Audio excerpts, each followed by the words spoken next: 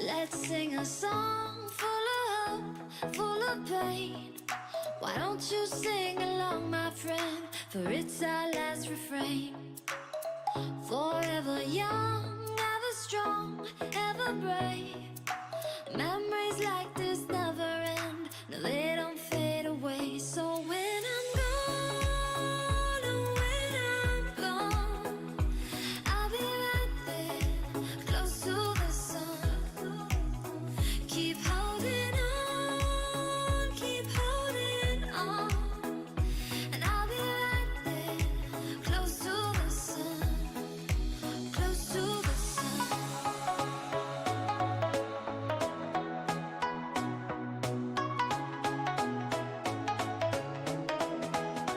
Close to the sun.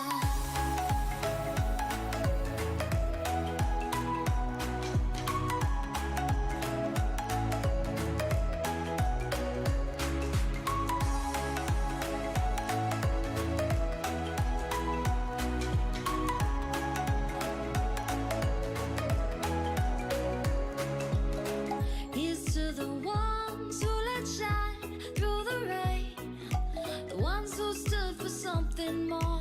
We won't forget your names. The tide is high, say goodbye, we're setting sail, and all those midnight secrets told, we'll take them to the grave. So when I'm gone, oh, when I'm gone, I'll be right there, close to the sun. Keep holding on, keep holding on, and I'll be right there, close to the sun, close to the sun. Close to the sun.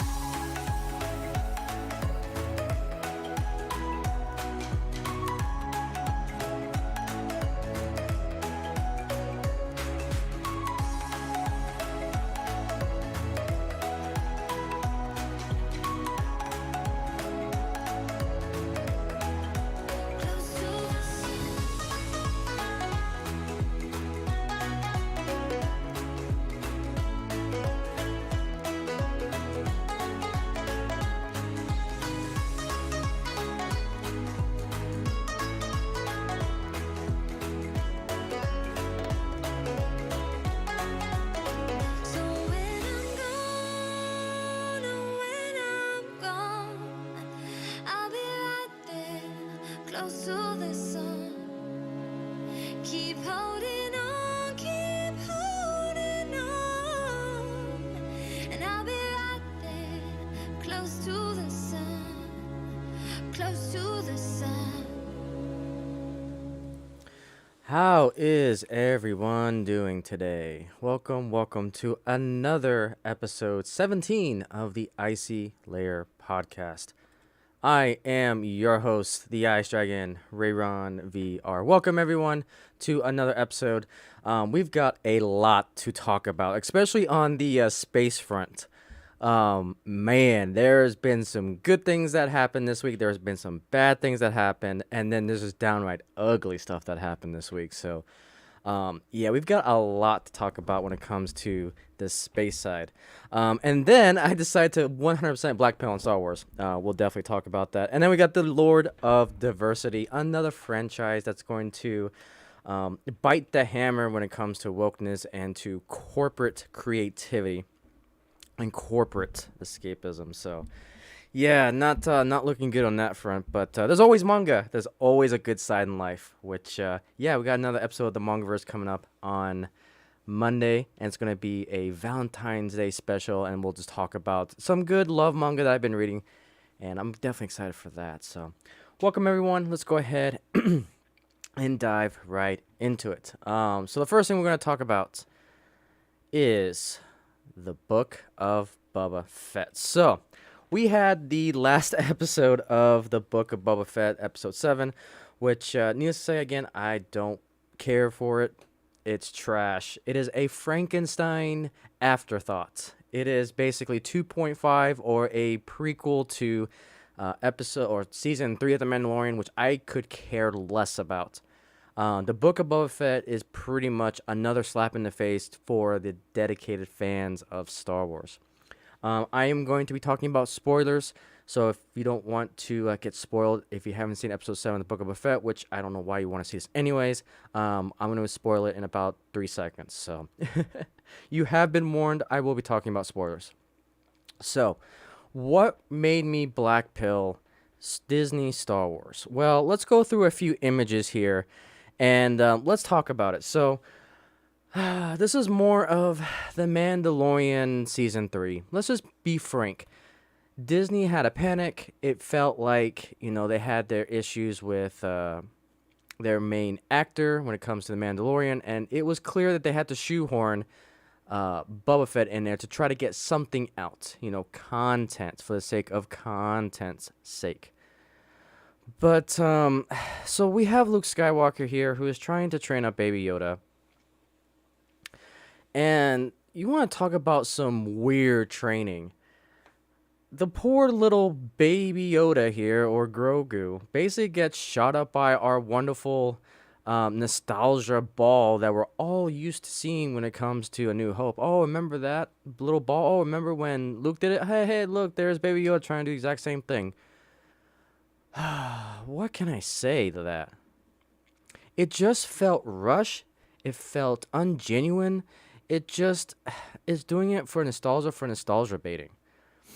And then at the end of it here, you've got, a choice that this Grogu has to decide. And again, there has been plenty of content creators out there that have stated that, is he to or she, we don't even freaking know the stupid gender of this thing. Is Grogu too young to really make a choice? I'm on both sides. I'm on the fence when it comes to this because, we kind of get a backstory of the Jedi in the prequels, of how Anakin, we kind of see kind of the code and everything of how a Jedi gets upbringing. But then there's the other flip of the coin that, it was because of the attachment that Luke had to his father to get him back from the dark side into the good side. So it's like, it's tough. At this point, I don't mind because, again, I think it's part of the Jedi lore that if you're going to become a Jedi, you got to focus your training. I mean, a lot of that can be said in modern day stuff too. There's certainly certain professions out there that, you kind of can't have attachments or dependence and so forth. So, again, I can see both sides to that argument. But I'm on more of the fence that if you're going to become a Jedi, you shouldn't have any attachments. But again, that's a whole nother debate for a whole nother day when I do a lot more research on the EU stuff. But so yeah, we've got this choice that Baby Yoda had to make, or Grogu. And he's either got to take the Vesper armor that was made for him from our Mandalorian, or he's got to choose the lightsaber. Now, remember when Yoda had a lightsaber? Remember he fought in the Clone Wars, Attack of the Clones, Revenge of the Sith? You guys remember what happened to that lightsaber? Yeah, that lightsaber was lost in the chambers of the Senate from Episode 3, Revenge of the Sith. How in the world did Luke get it? Don't worry, it's a mystery box. Remember it? Just consume it. Don't have anything connecting the story or these physical objects that have significant value. You would think we'll get an explanation of that. No, it's there for members' sake. And so Baby Yoda's got to make this choice. And you guys can obviously, even from a corporate standpoint, again, corporate creativity, boardroom creativity. They want to sell toys. They want to get more money from us because babies. So of course, Baby Yoda chooses the armor and goes back to our Mandalorian, which if I go a few pages here, as we predicted, again, Disney is so predictable when it comes to the storytelling. It's like, oh, when they made Naboo Starfighter, where the droid's supposed to go, You know, those empty spots. Like, we all knew that that's where Baby Yoda's going to go. They are too obvious. Too obvious when it comes to their storytelling and their foreshadowing. It's like, oh, look at all the member berries. Remember Naboo?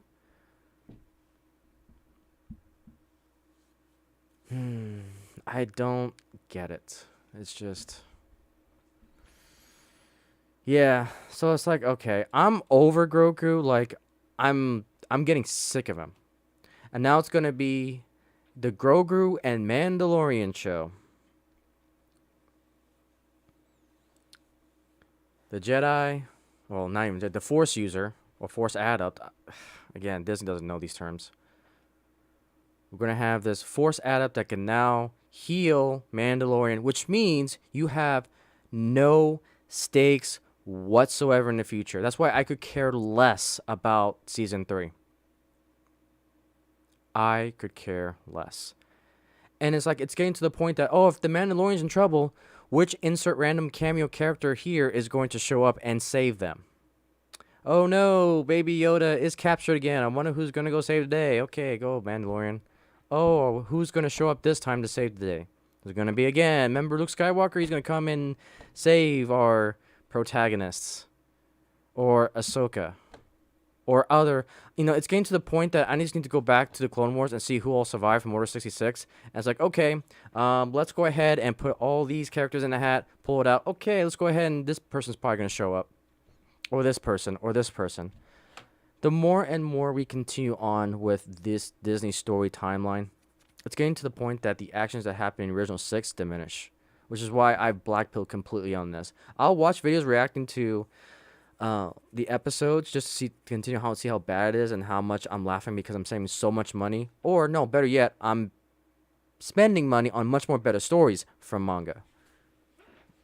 Because I'm getting so much more gratifications from the manga stories I've been reading than this crap can ever do. Because it's all about corporate creativity, which will kill any franchise. We're seeing it now, especially in this day and age, when we want to be so diverse, so PC. I want a good story. I am a mature adult. I want to see good, mature stories and character traits and arcs and just complex situations that make you think. That's why Arcane is a masterpiece in my eye. Yeah, it has some issues, but the story and the universe is what I love about it. The Book of Fett doesn't have any of that. What world was this? Which we don't know what planet this was. We obviously know what it's going to lead to, which let's go ahead and dive into that. When this scene right here, this was the scene that made me blackpill freaking Disney Star Wars. Because you obviously know what this is. You obviously know what these little spider robots, which, what the hell is this? It will not surprise me if it's something from the EU that they took. But it just makes you ask so many different questions. Like, those robots have to come from somewhere. Did Luke get it from a bounty hunter? Get it from the New Republic? It has to come from somewhere. But no, they're just there to push the story forward. So we all know. Let's go ahead and this is a shout out to the collective Culture Crave on Twitter. But so the Culture Crave basically did it best.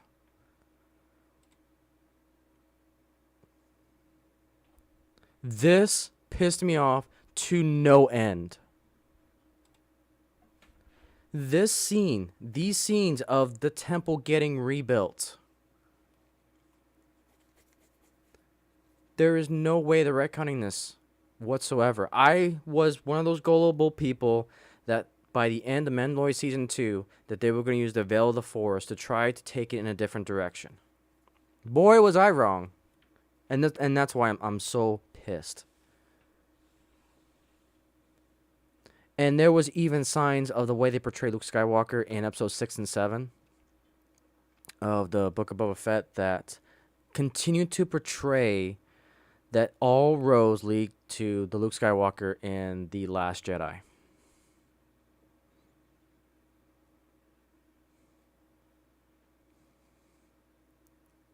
The fact of how he was trying to train Baby Yoda. The fact that he forced Baby Yoda the choice. How, I haven't talked about this yet, but we'll go ahead and dive into it. How he returned Baby Yoda to the Mandalorian. You know what Luke does? You know what Luke Skywalker did? He basically shoves R2-D2 in the X-Wing and Baby Yoda into the cockpit, and R2-D2 then flies Baby Yoda to the Mandalorian. The Luke Skywalker that I knew, the one that I grew up with, he would have flown over there. He would have talked to the Mandalorian saying, you know, this Grogu has decided his path. And he has chosen you. Look after him. Protect him. That's what Luke Skywalker would have done. That's what he would have probably said. Again, that's my interpretation, which is subjective.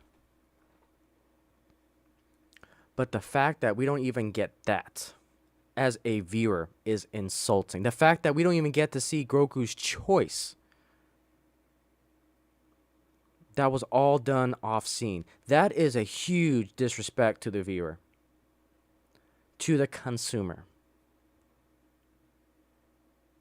A huge disrespect.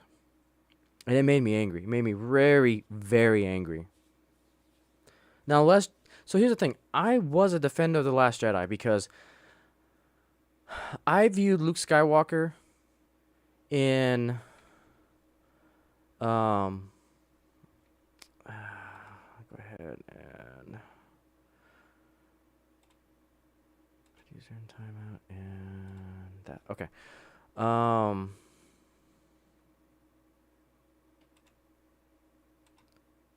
There we go. Luke Skywalker.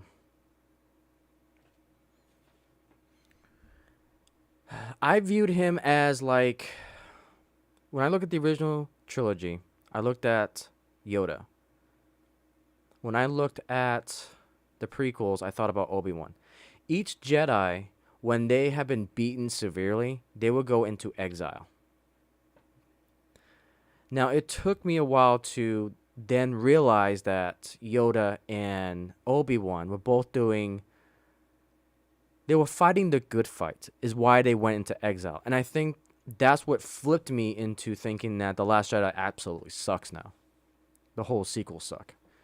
Because the more I watched other opinions, the more I got more views of the opposite side of why people hated The Last Jedi, it started to make more sense. And why did Luke Skywalker go into exile the way he did? It was because he saw freaking dark visions of his uncle. Or, sorry, not uncle, nephew. For Ben Solo.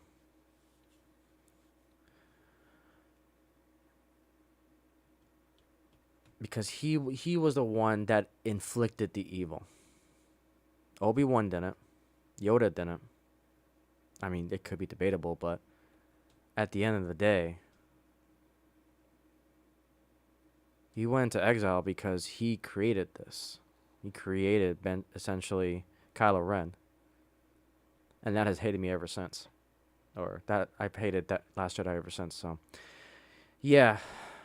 So the Book of Boba Fett really disappointed me. And those images, this image, when I saw it, it's like, no way. We are going to the sequels. Like, they are doubling down. And then not only that, we get several scenes of this. And, yeah. It made me mad. It made me really mad. And that's why it's like, I'm done. I'm done with Disney Star Wars. I'm done with this crap. I want to be more respected as a viewer, as a customer. And then we got freaking Kenobi series coming up. I can only imagine what they're going to do with that. They're going to triple down on that. They're going to have Ben Kenobi fight Darth Vader again. Like I said, there's only one way to do that, and that's back on Mustafar. They have to fight again on Mustafar to make that last line in A New Hope consistent. If they don't do that, then they're screwed. So, which makes no sense to me because you know who the winner's going to be already. That's why I hate when you have an original story and then you have prequels, because you know how the next chapters of the story is going to go. That's why I'm so over prequels. Okay, so the Book of Frankenstein. So look how many characters we have in this mess. You know, I look at Arcane because Arcane right now is my template for a studio who respects the fans, who respects me as a customer, as a viewer. Arcane had several different good champions from League of Legends, and they balanced each of those effectively in 9 episodes.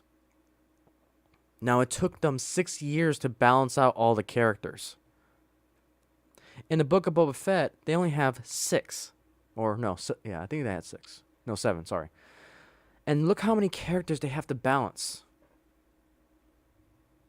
Cobb, Mandalorian, R2-D2, Ahsoka, Luke, Grogu, Boba Fett, and Cad.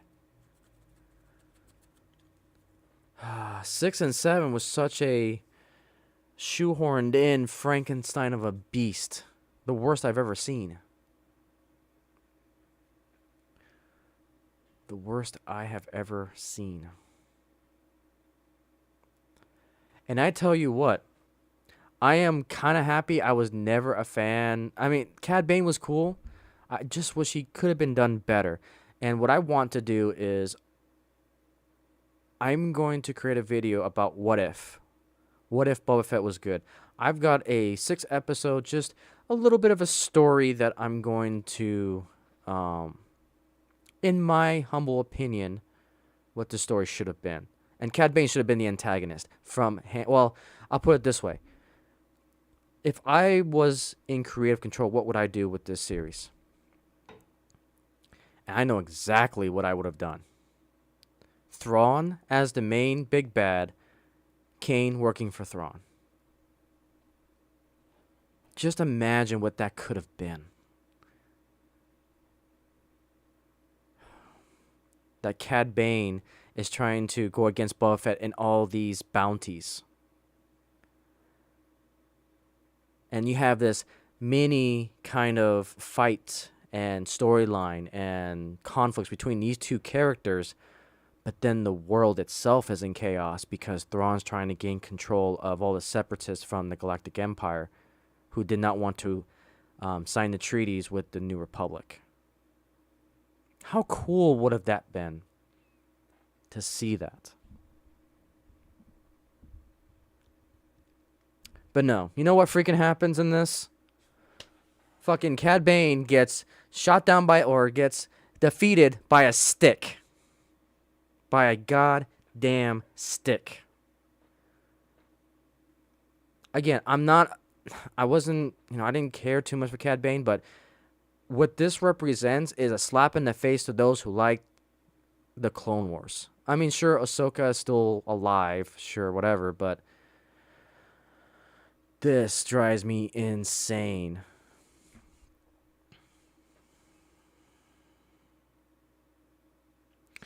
There's kind of a little I don't want to say an Easter egg, but there's kind of a little bit of a thing here. Well, when they do the retractive shot on Cad Bane's body, that there's like a little flickering light on his chest.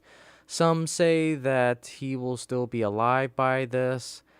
I give it 50-50, considering how Disney doesn't like to kill people and show blood and all these other things. Yeah, I don't know. Who knows if Cad Bane's still alive or not. But again, he's there for nostalgia only. to get the Clone Wars fans into this.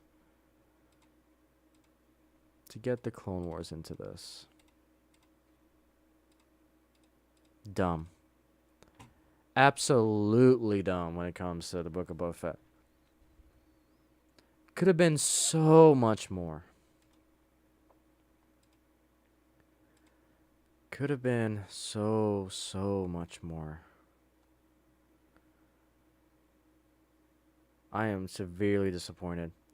And it's like, even with the end fight too, they had like these Terminator droidicas kind of machine looking thing. And it's like, why would the Syndicate have these things?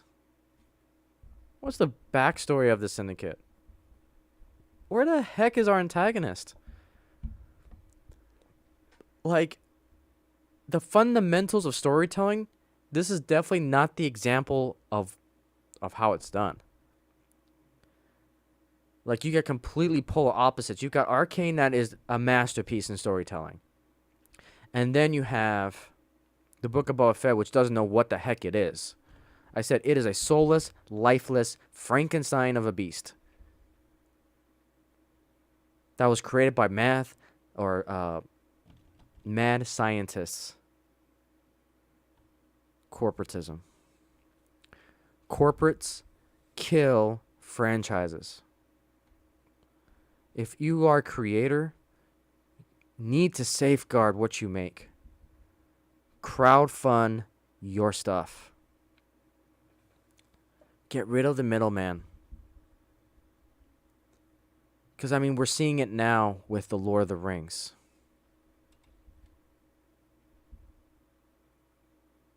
Seeing it now with the Lord of the Rings. And so that's going to be our next thing, if I can find it. And I'll show you guys. So, for the Book of Boba Fett, 73%, 61%.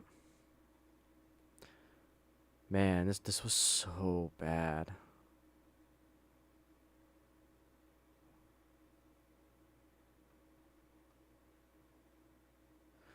Yikes. That's Disney for you. That is Disney for you. Alright, so now we talk about another franchise that's kind of going to go to the shitter. That is Lord of the Rings. They finally are going after him again. So they've recently released the first look of the Lord of the Rings. Now, there's plenty of great, awesome content creators out there that are hammering this point, and I'm going to hammer this point too because I love Lord of the Rings. It is definitely another masterpiece in movie telling and storytelling. But again, when you sell a franchise, when you sell your creativity, and when corporates take over, they're going to twist it, they're going to mind meld it, they're going to make it PC, and this is what happens. This is supposed to be a dwarf.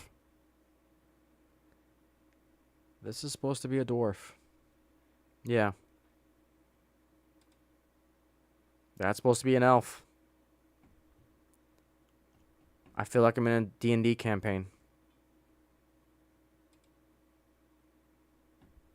Just awful.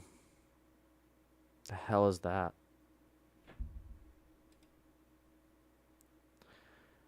And your female protagonist, the badass. I'm sick of these tropes. I'm sick of all this. I have no interest in this show. 5 seasons of this. For like $700 million, roughly. Super Bowl Sunday, we'll see the release of the first trailer for Lord of the Rings, The Rings of Power. That comes out tomorrow, and I think I'm going to do a reaction to it. But I don't think I can show any of the footage. Let's see. Buy Amazon. Yeah, I'll just play it safe and probably not play it. Or I'll do stills. But the build-up of the footage has been somewhat appropriate journey for the franchise. A metal cast title reveal was followed by mysterious character posters, and now we get a first look at the prequel characters in action. A young Gladriel, played by that person, appears to be the star in her place, walking from explosive fire without giving any F in any indication. Of course, because we always need the strong whammons. Man, what happened to high fantasy? Like, I remember the days of high fantasy, and especially when it comes to D&D and World of Warcraft, and, you know, through gaming is how I got introduced to high fantasy and then eventually got into Lord of the Rings. But I wasn't big in the genre. I typically like my sci-fi genres. But, you know, I can be intrigued to high fantasy if done right. But again, you got to have mystical powers. You got to have, you know, dragons, obviously. I'm a normie when it comes to high fantasy, but I'm also very attentive to storytelling, too. With the announcement of the title, showrunners set expectations for their prequel series, which will chart the second age of J.R.R. Tolkien's Middle-earth, which is blasphemy at this point. The fall 2020 series unites all the major stories of Middle-earth's second age, the forging of the rings, the rise of the Dark Lord, the epic tale of Numenor, and the last alliance of elves and men. Until now, audiences have only seen the on-screen and story of the One Ring. But before there was one, there were many. And we're excited to share the epic story of all of them. Yeah, your epic story, not J.R.R. Tolkien's story, which is the one I'm more interested in.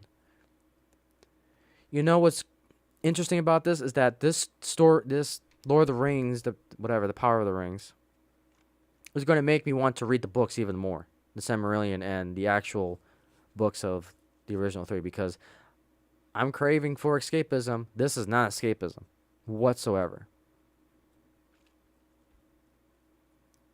This is blasphemy what they're doing. And we get to see the trailer, as of this recording, tomorrow on Super Bowl Sunday. Man, I can't wait to make my reaction video to that. So I'll definitely have that one ready. The Lord of Diversity. The Lord of Diversity. And again, there's been some great content creators that have basically hit it on the head. Again, I look for escapism.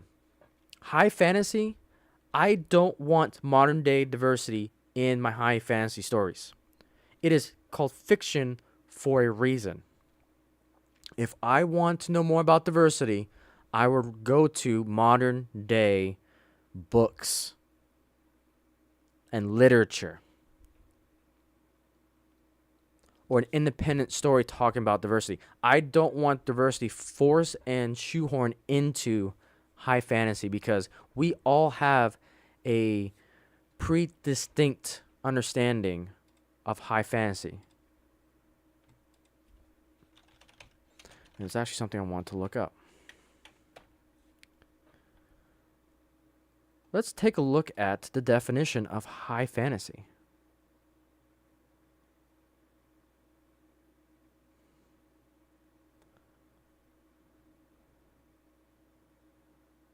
Okay. We'll just do a quick Wikipedia search, just so we all have like a baseline understanding of what high fantasy even means. So, high fantasy is set in an alternative fictional secondary world, rather than the real or primary world. This secondary world is usually internally consistent, but its rules differ from those of primary world. By contrast, low fantasy is characterized by being set on Earth, the primary or real world, or a rational or familiar fictional world with the inclusion of magical elements. The romances of William Moore, such as The Well of the World's End, set in an imaginary medieval world, are sometimes regarded as first examples of high fantasy. The works of J.R.R. Tolkien, especially The Lord of the Rings, are regarded to the archetype works of high fantasy. Of high fantasy.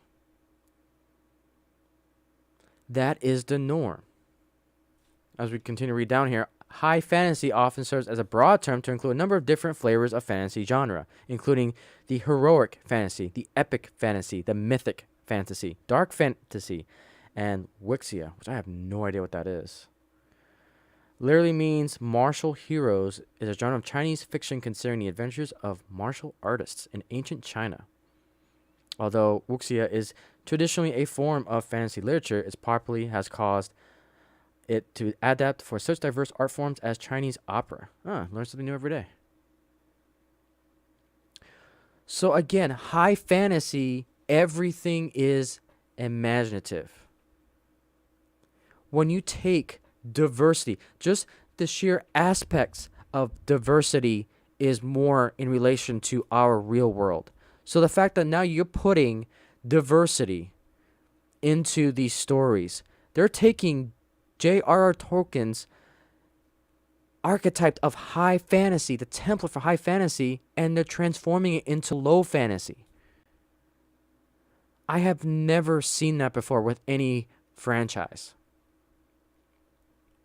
Just to put it in perspective, that's like saying that Luke Skywalker is going to come to the planet Earth in the Star Wars galaxy.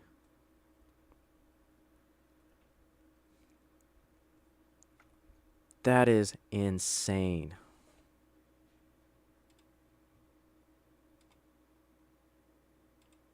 The low fantasy version of Lord of the Rings. Lord of Diversity. Yeah. This will not be the last time we talk about this, especially when that trailer comes out. It's going to be interesting. And this will probably be one that I'll do a series on, too. I gotta play with the timing, but we'll see. We'll see how much of a crap show this is. Because I do have Amazon Prime, so this one will be accessible for me. So we'll see. And I can't give up Amazon Prime because I save a lot of money on the manga books. So, yeah, this is nuts. Oof. The Lord of Diversity. The Ring of Power. I don't know what else I can say to that. Taking a high fantasy story, the template for a high fantasy story, and literally turning into low fantasy. Oof. Yikes. Just yikes. All right, let's see if we got any Streamlab tips here. Cool. Before we go on to our next segment. Okay. What a mess, man. Just what a mess. What a mess. All right, now we get to go into our last topic, and that is space, the final frontier. These are the voyages of the Icey Lair podcast. To boldly go when no fandom has gone before. Okay, let's talk about the good, shall we? Let's talk about the good. Okay, so SpaceX had a lot of good, but also had a lot of bad. Okay, so this is pretty cool. This is the Raptor 2 engine. And a size comparison, I don't have the image here, but when you compare, well, actually, I may actually have that image. But it's a lot smaller and produces a ton, about 50, I think, more thrust, pounds per thrust, which is pretty cool.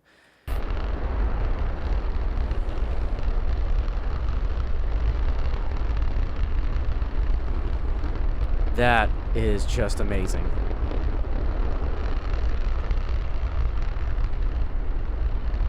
That's power. Raw power. Yeah, so that's the Raptor 2. That's what's going to be using on the Starship. That is just simply amazing. Simply amazing. Okay, so let's talk about this as well. So SpaceX flight ultimately raised $243 million for St. Jude's Children's Research Hospital. So the charitable sector should hope that billionaire Jared Isaac keeps seeking new adventures. Isaac McMahon, who turned a payments processing firm he stated as a teenager into a multi-billion-dollar company, periodically indulges his passion for aviation with head-turning flights each time a prominent charity has joined the ride, and stakes keep getting bigger. So in 2009, Isaac McMahon sent a speed record for flying around the world and light aircraft, raising tens of thousands of dollars to make a wish process. So we'll go into here a little bit more.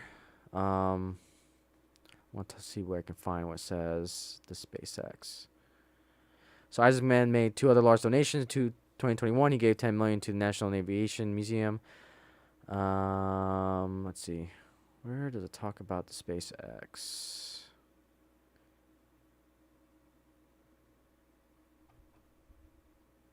Let's see.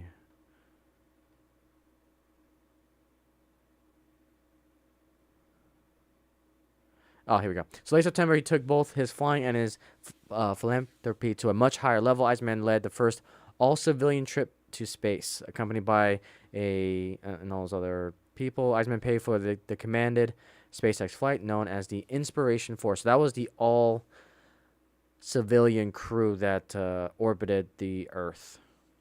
Now, what I didn't realize was that was a charitable flight, which was pretty cool. So definitely props to them and props to Elon Musk for allowing that to happen.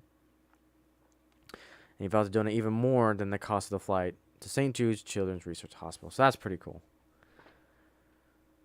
Pretty darn cool. Some faith restored and hope restored to humanity. And then the last awesome thing that happened with SpaceX is that the Mecha Claw, or the chopsticks, out at Texas. Again, this is from the cosmic perspective. This is Starship. This is just an inspiration to get to Mars. Elon Musk did a presentation out there, and it was pretty cool because now we get to see the actual rocket. We get to see the chopsticks here actually lift SN20 onto the booster. So hopefully soon we'll get to see the orbital test of Starship. So we're definitely in that window from what the FAA granted, because I think it's between January and March of this year. And now we get to see the stacking of these two. So awesome to see. So awesome to see. Okay, so let's talk about the bad. So, last week, SpaceX had two launches, pretty much back to back. They had the NSA launch that happened in Vandenberg, and then they also had the Starlink launch that happened in Florida. Now, what happened was, and I'll find the article here soon, if I can find it. I thought I had it. There was basically what's the terminology?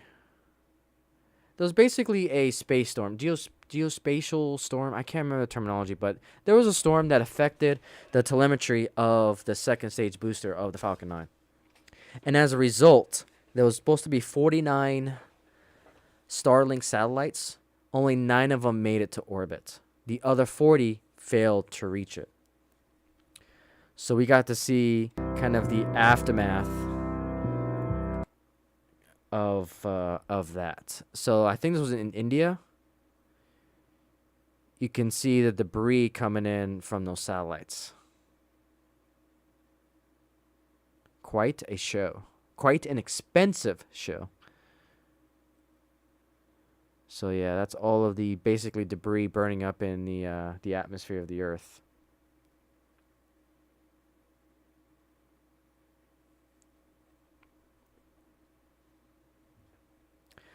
Well, at least they were able to get 9 satellites. But again, 40 satellites lost. Oof. That's quite an expensive bill. But definitely made for an epic light show. Very expensive light show. Very expensive light show. All right, let's get to the ugly. Okay, so we got Astra. Astra, to my understanding, is a startup company to go into space. They've had some problems, but they were trying to deliver their first payload into space. Let's just say the launch was successful, but it didn't work. Separation, and you can see that the upper stage ether engine running. Has lit.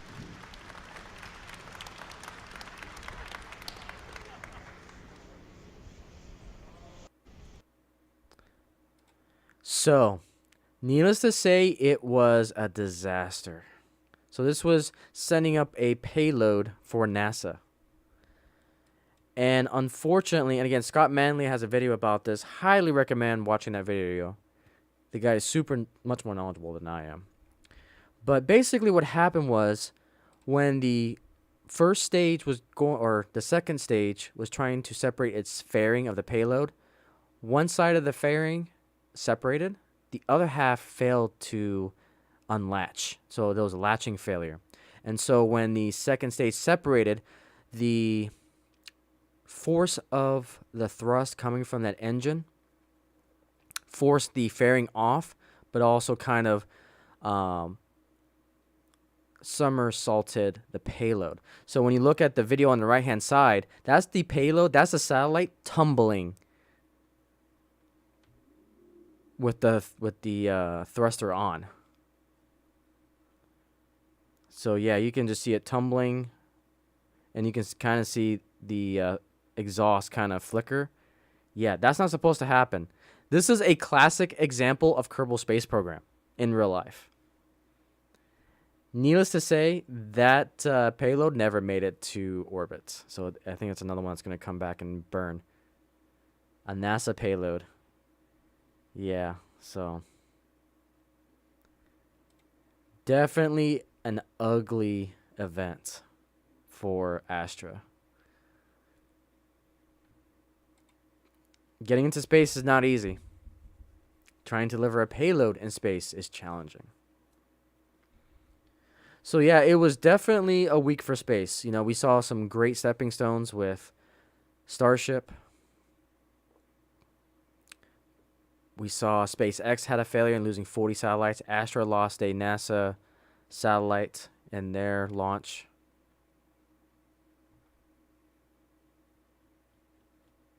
Yeah. Hopefully we won't have any more mistakes. But they're bound to happen. They are bound to happen. Some other random things from the space world. We got some new images of Venus.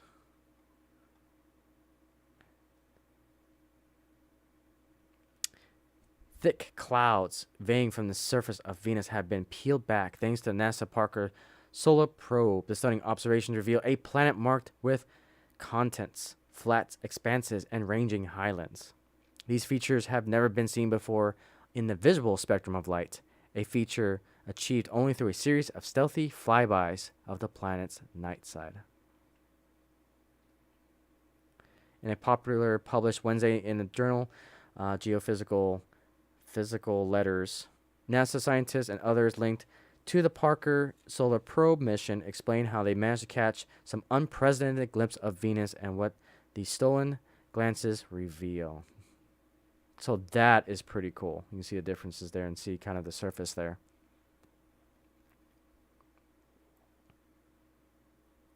So we got some new images of Venus. That is so cool.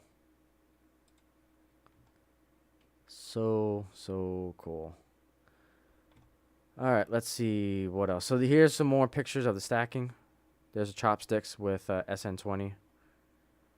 The interlocking of the Super Heavy and Starship. Now, what was cool about this was that they actually used drones to actually kind of record and get all the pictures of when everything was connected. So that was pretty cool. And also with that same Parker solar probe that flew, we've also got our first sounds of Venus, of the upper atmosphere.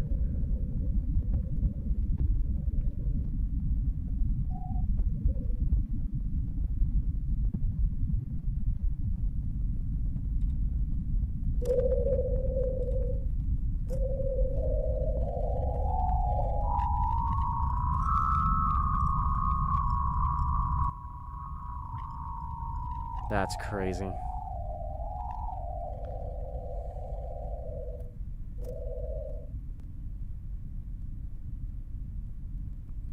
So yeah, that Parker probe did two things for us. Was able to get those shots of the surface there, and we also got our sounds from the upper atmosphere as well. Really darn cool. Really darn cool. And then our Webb telescope.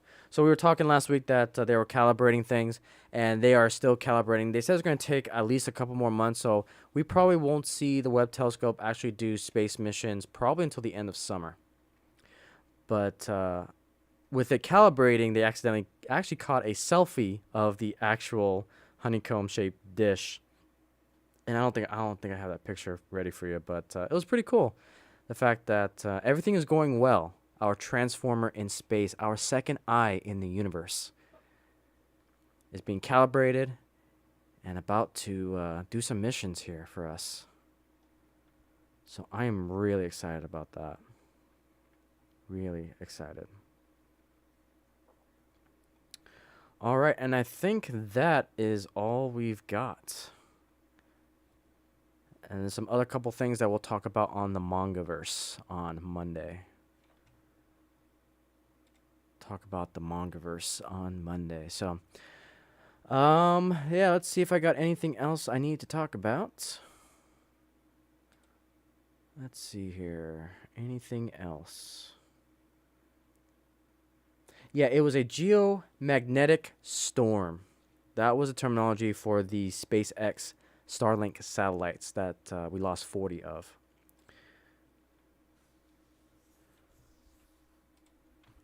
So yeah, a geomagnetic storm may have effectively destroyed 40 SpaceX Starlight satellites.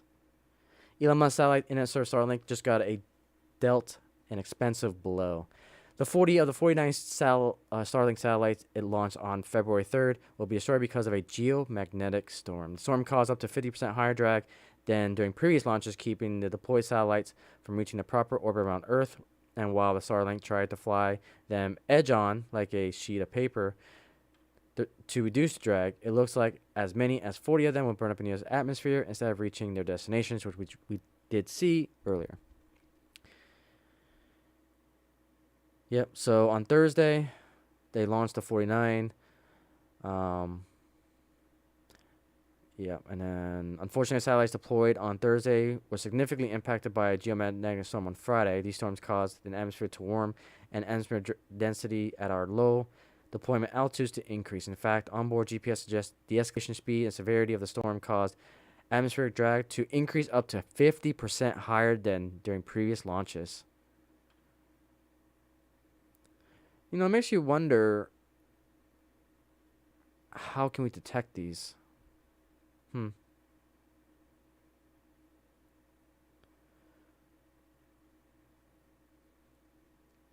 Yeah, that's unfortunate. Definitely the bad for this week for the space. So yes, it was a geomagnetic storm.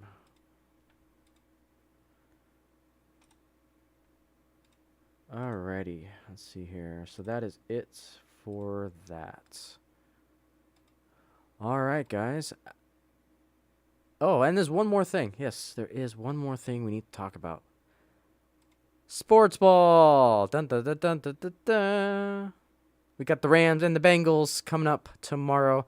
For those of you who are sports ball fans, I'm actually kind of excited for this. I'm actually just going to watch it via YouTube stream.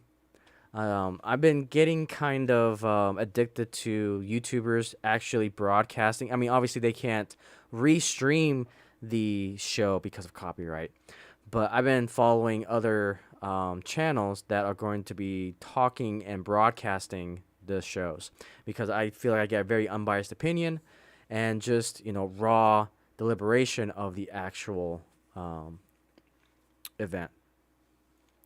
So for me, I am definitely rooting for the Bengals. I like the concept of Cinderella teams. We definitely have two Cinderella teams right here. I am happy that we don't have Brady in there. Tom Brady did officially retire. And this is something that I kind of want to get into a little bit more. I want to get into sports because originally I was big into the NFL. I'm a big Jacksonville Jaguars fan, which God help me because I've had so many heart attacks with the freaking Jaguars, especially with Coach Urban Meyer. But, yeah, I want my Jags in the playoffs. But anyways, neither here nor there. Yeah, I want the Bengals to win. They're definitely the underdogs in this. And so I think we're in for a good Super Bowl. And, of course, also we're going to get I think Eminem's the halftime show. And we're going to have the commercial for Lord of the Rings, The Rings of Power, which, again, that's probably the biggest thing that's going to come out of this for at least us in the pop culture war. But, yeah, we'll see how that goes. So, yeah, sports ball, Super Bowl coming up tomorrow. The LA Rams versus the Cincinnati Bengals. Definitely interesting. Sports ball. All right. With that, I don't think I have anything else to talk about for this Icey Lair. Let me just double check the Icey tip jar, see if there's anything there. And for things coming up. So, we've got the Mangaverse coming up on Monday. That's going to be a special Valentine's Day episode. We're going to be talking about some good love stories when it comes to manga. I've got a couple that I've been reading that I have absolutely enjoyed. Great character development, great relationships, and some others that are on the edge when it comes to that type of stuff. But I'm excited for that. So that'll happen 7 p.m. Pacific Standard Time on Monday on this channel. So get ready for that. I am definitely excited. On the Endless Collectibles channel, I've released my newest video, which is Whis from RWBY. I got a Good Smiling Company figure, which, oh man, I love that figure so much. I gotta collect the other figures from RWBY, so from Ruby. I am excited to get those. So let's see. As far as everything else, again, in 2 weeks, we are going to be having our first guest on the Triple C Crochet Collectibles and chatting. Nope, stop. Nope. Hang on. I'm having some technical difficulties. On the Endless Collectibles channel, if I can get there.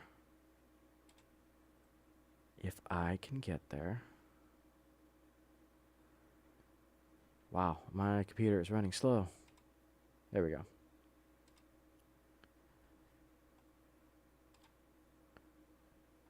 Okay. So over on the Endless Collectibles channel, again, link down below. In 2 weeks, we'll have our first guest, Tommytron TV from Geeks and Gamers.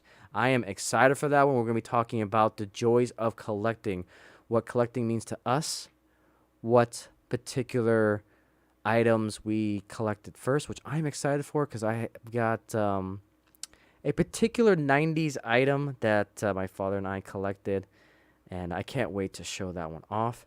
And then obviously Tommytron's the star of the show. We're going to let him showcase all of his 80s and 90s collectibles from Teenage Mutant Ninja Turtles to Ghostbusters, and definitely we're going to be talking about his massive collection of VHS, which is definitely the one I am most interested in his arsenal. So, yeah, that is in 2 weeks. We'll have our first special guest, Tommytron TV from Geeks and Gamers. I am excited for it.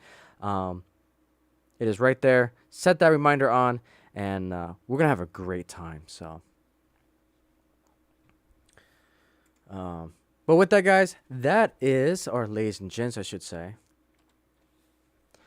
I'm going to go ahead and call it a episode 17, and we'll wind this sucker to bed. Thank you so much for watching. For those of you who are going to watch this in the future, greatly appreciate everyone's support. And with that, wing hugs to all, and to all a good night.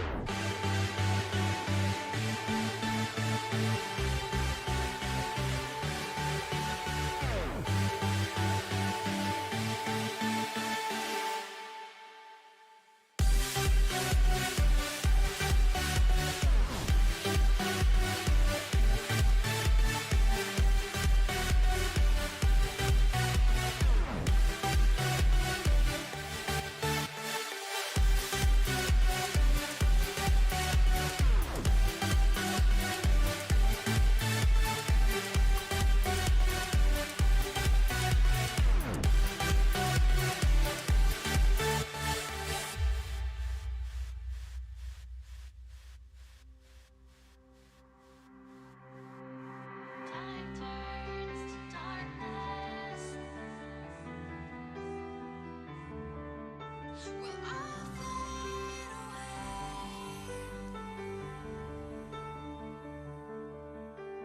Time turns.